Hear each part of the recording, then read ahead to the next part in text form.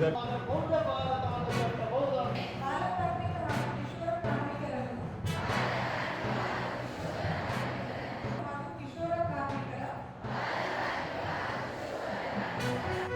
ಮಕ್ಕಳಿಗೆ ನ್ಯಾಯಯುತ ಬಾಲ್ಯ, ವಯಸ್ಕರಿಗೆ ಘನತೆಯ ಉದ್ಯೋಗ, ಇದರ 540 ಮಿಲಿಯನ್ ಇದು ವಾದ ಪತ್ರವಾಗುತ್ತೆ. ಕಾಗದವೋ ಬರೀ ಕಾಗದವೋ, ಪ್ರಿಯತನ ಕೈಗೆ ಸಿಕ್ಕರೆ ಪ್ರೇಮ ಪತ್ರವಾಗುತ್ತೆ. ಅದೇ ರೀತಿಯಾಗಿ ಶಾಲಾ ಶಿಕ್ಷಣ ಜೊತೆಗೆ ಪಾಠವಾಗುತ್ತೆ. ಕಾಗದವೋ ಬರೀ ಕಾಗದವೋ, ಮಕ್ಕಳ ಕೈಗೆ ಸಿಕ್ಕರೆ ಬುದ್ಧಿ ಆಗುತ್ತೆ. ಪೆದ್ದನ ಕೈಗೆ ಸಿಕ್ಕರೆ ದತ್ತಿಗೆ ಹೋಗುತ್ತೆ. ಕಾಗದವೋ ಬರೀ ಕಾಗದವೋ, ಕಾಗದವೋ ಬರೀ ಕಾಗದ.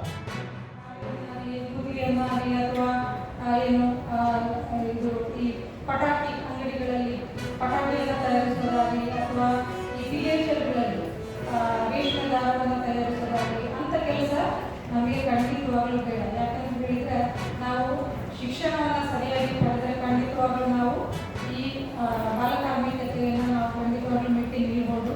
ಇದಕ್ಕೆ ನಮ್ಮೆಲ್ಲರ ಸಹಕಾರ ಇದೆ.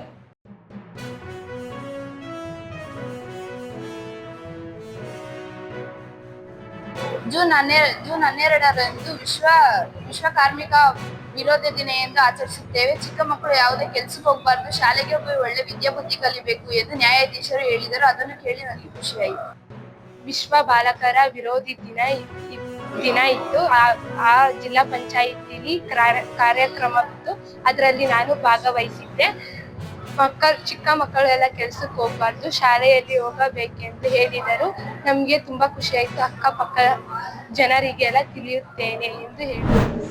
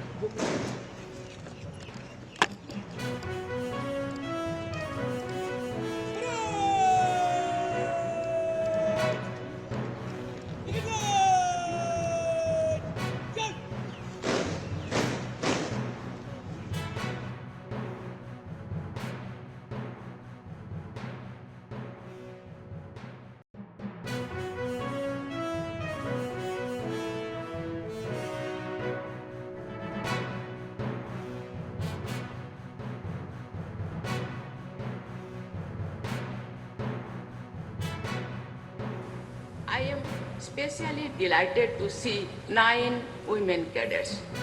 This is a watershed moment in the history of IMA. It is not only a milestone in the history of India's defense forces, but also an inspiring example of India's march towards women-led development. I am sure that many more women cadets will join the academy. The presence of foreign cadets here reflects India's commitment to fostering friendship, cooperation, and peaceful relations with countries across the world.